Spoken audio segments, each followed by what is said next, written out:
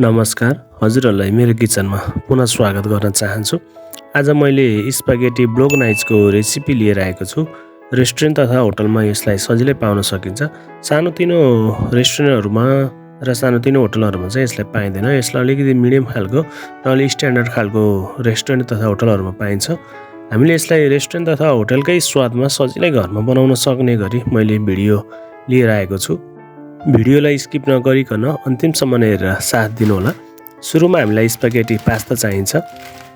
मैले यहाँ 400 ग्राम स्पागेटी पास्ता लिएको छु। यसलाई चाहिँ हामीले उम्लिएको पानीमा करिब 7-8 मिनट पकाउनु पर्दछ। मैले एउटा कराईमा पानी बसालेको छु। पानी उम्लिसकेको छ र यसमा हामीले केही थोपा तेल राख्छौँ र अघिको पास्तालाई यसमा हामीले राख्छौँ। पास्तालाई हामीले सुरुमा राख्ने बेलामा लो फ्लेममा राख्नु पर्दछ र यसमा थोरै हामीले नुन पनि राख्छौँ। र पास्ता नरम भएर सबै पास्ता हामीले पानीमा डुबाइसकेपछि यसको फ्लेम चाहिँ हामीले ग्यासको फ्लेम चाहिँ हल्का बढाउनु पर्दछ। त्यस्तो हामीलाई टमाटर चाहिन्छ। मैले 200 ग्राम टमाटर लिएको छु। टमाटरको यो आईलाई चाहिँ मैले निकालेर फ्याँकेको छु। यसलाई चाहिँ निकालेर फाल्न राम्रो हुन्छ। एक एक गरी सबै टमाटरको यो आईलाई हामीले निकालेर फाल्छौँ र हामीले टमाटरको पछाडिपट्टि चाहिँ यसरी क्रस गरेर काट्नु पर्दछ। यसरी क्रस गरेर काट्नुको अर्थ चाहिँ हामीले पछि यसलाई सिडलेस गर्छौँ। यदि सिडलेस नगरिकन हजुरहरूले सस बनाउन चाहनुहुन्छ भने चाहिँ यसरी काट्नु पर्दैन। मैले चाहिँ सिडलेस गर्न चाहेको भएर यसरी काटेको छु। पास्ता लगभग हाम्रो रेडी भइसकेको छ। मैले पास्ता बोइल गरेको पनि 8 मिनट भइसकेको छ। अब चाहिँ पास्तालाई हामीले एउटा जालीको मद्दतले निकाल्नेछौँ। पानी राम्रोसँग तर्काएर हामीले एउटा बाउलमा यसलाई राख्नु पर्दछ। मैले राम्रोसँग पानी तर्काएर एउटा बाउलमा राखेको छु। यसरी हामीले एउटा बाउलमा राखिसकेपछि यसमा हामीले अलिभ ओइल अथवा बटर राखेर यसलाई राम्रोसँग मिक्स गर्नुपर्दछ। यसरी मिक्स गर्नाले चाहिँ एक आपसमा यो टाँसिँदैन, त्यसैले हामीले यसलाई मिक्स गर्नेछौँ। त्यस्तो अब हामीले टमाटरलाई पनि हल्का बोइल गर्नुपर्ने हुन्छ। त्यसको लागि मैले थोरै पानी बोइल गरेर टमाटर राखेको छु, अघिको टमाटर, र यसलाई छोपेर करिब हामीले यसलाई 3 मिनट जति पकाउनु पर्दछ। 3 मिनटपछि मैले टमाटर निकालिसकेको छु। हजुरहरूले देख्न सक्नुहुन्छ यसको स्किन छुट्टिसकेको छ। यसलाई हामीले स्किन र सिड चाहिँ लेस गर्नुपर्छ। यदि हामीले स्किन अथवा सिड लेस नगरिकन पनि सस बनाउन सक्छौँ, तर मैले चाहिँ यहाँ दुवै लेस गरेको छु। अब हामीले चाहिँ यो टमाटरलाई चाहिँ फाइन बनाएर चप गर्नेछौँ। हामीले यसलाई चप गरेर पेस्ट बनाउनेछौँ। यसलाई हामीले मिक्सचरको जारमा राखेर पनि बनाउन सकिन्छ, तर मैले चाहिँ यहाँ चक्कुको मद्दतले पेस्ट गराएको छु।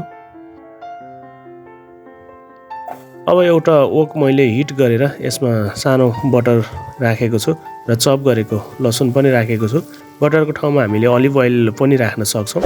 त्यस्तै मैले हर्ब्स राखेको छु। हर्ब्समा चाहिँ रोजमेरी र मैले बेसिल लिएको छु। यसलाई चाहिँ हामीले हल्का ब्राउन हुने गरेर फ्राई गरेपछि चिकन किमा राखेको छु। मैले किमा चाहिँ खास यो स्पागेटी ब्लोगनाइजमा चाहिँ खास बिफ किमा युज हुन्छ। नेपालमा बिफ नचल्ने भएकोले हामीले चिकनबाट बनाउने छौँ। किमा राम्रोसँग पाकिसकेपछि अघि चप गरिराखेको टमाटर हामीले यसमा राख्छौँ। टमाटर चाहिँ हामीले पेस्ट हुने गरेर चप गर्नुपर्दछ। यसलाई राम्रोसँग हामीले मिक्स गर्नुपर्दछ।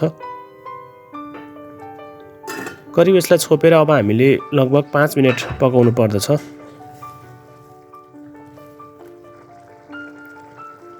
अब हामीले यसमा आवश्यकता अनुसार नुन राख्नेछौँ, स्वाद अनुसार। त्यस्तै हामीले कालो मरिचको पाउडर र हर्ब्स पनि राखेको छौँ। हर्बमा चाहिँ मैले ओरिगानो र बेसिल राखेको छु। अहिले थोरै सुगर पनि राखेको छु। मैले सुगरले चाहिँ हाम्रो यो ससको टेस्टको ब्यालेन्सलाई चाहिँ एकदम राम्रो मिलाउँछ। र कोरेको चिज पनि मैले थोरै राखेको छु र जैतुनको दाना अथवा अलिभ सिड पनि मैले काटेर थोरै यसमा मिक्स गरेको छु।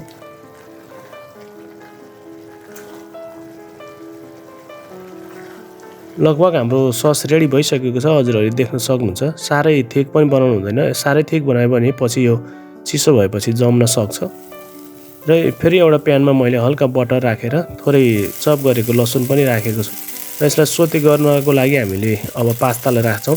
स्पागेटीलाई राखेर चाहिँ हामीले थोरै सस राख्दै यसलाई हल्का मिक्स गर्नेछौँ। अब चाहिँ यसमा अघि हामीले बनाइराखेको टमेटो सस पनि राख्दैछौँ र सस राखेर हामीले यसलाई राम्रोसँग मिक्स गर्नुपर्दछ। मिक्स भइसकेको छ। अब चाहिँ हामीले यसलाई सर्भ गर्नुपर्दछ।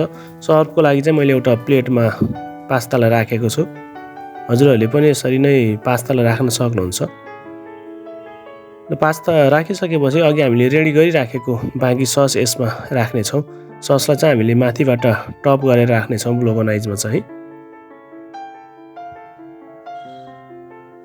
अब हामीले अलिभले यसलाई गार्निस गर्न सक्छौँ। त्यस्तै अलिकति मैले कोरेको चिज पनि एड गरेको छु। हजुरहरूले पनि यसरी नै चिज एड गर्न सक्नुहुन्छ। फाइनली स्पागेटी चाहिँ रेडी भइसकेको छ। आजको भिडियो हजुरहरूलाई कस्तो लाग्यो लाइक, सेयर, कमेन्ट र सब्सक्राइब गर्न नभुल्नुहोला। आगामी दिनहरूमा पनि नयाँ रेसिपीको साथ हजुरहरूसँग उपस्थित हुनेछु। त्यतिन्जेलसम्मको लागि बिदा चाहन्छु। हस्त, धन्यवाद। हजुरहरूको दिन शुभ रहोस्।